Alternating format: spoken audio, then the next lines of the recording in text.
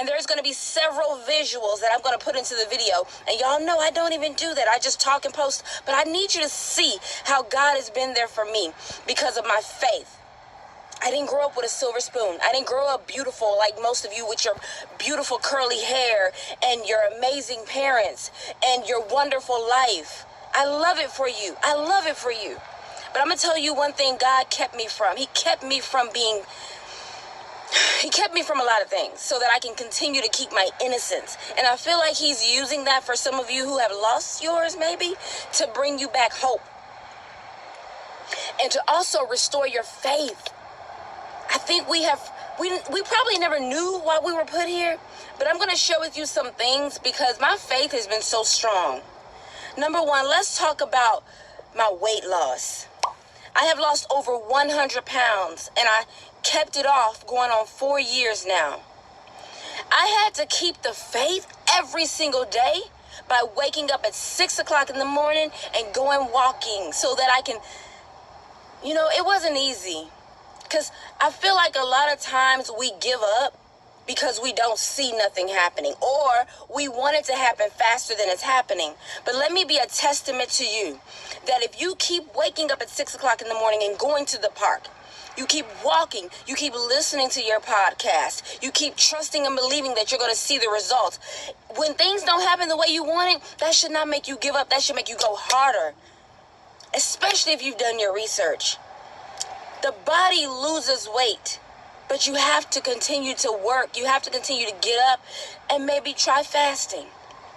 And you can't be worried and let people get in your head. You're losing too much weight. You shouldn't be fasting. We're supposed to eat. If you do your research, you'll realize that fasting kills a lot of things that is in the air.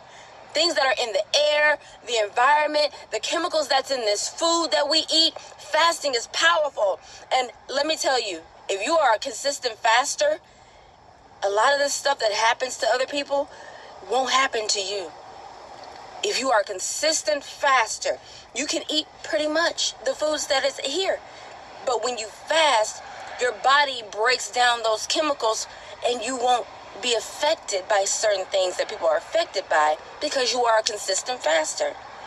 I fasted 14 days, no food, lost 36 pounds. I did a 14-day fast. No food. And I'm going to tell you how that went. I was 220 pounds. I can do that. There was so much body weight already on me that my body was craving a break from food. That's something I did. Let's talk about 9 to 5s. I believed so much that there was so much more for me that I decided to quit a job with no. But I believed. The tradition tells you, don't you quit that good job. You don't know what's going to happen. We don't know what's going to happen. That's what stops a lot of people and causes them to give up because they don't know what's going to happen.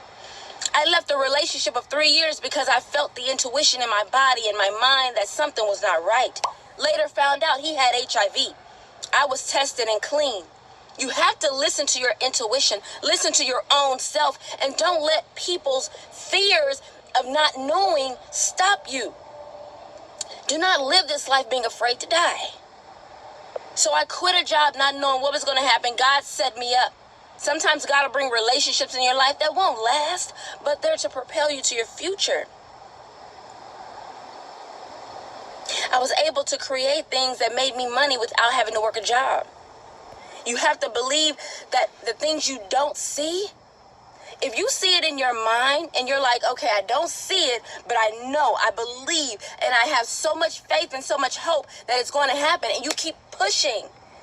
Yes, you're going to get weary. Yes, you're going to get down. Yes, things are going to fail. Yes, you're not going to feel like you got enough money, but you got to keep pushing through. If you got to ask people, ask people. You will get to that point. Things are not going to be perfect.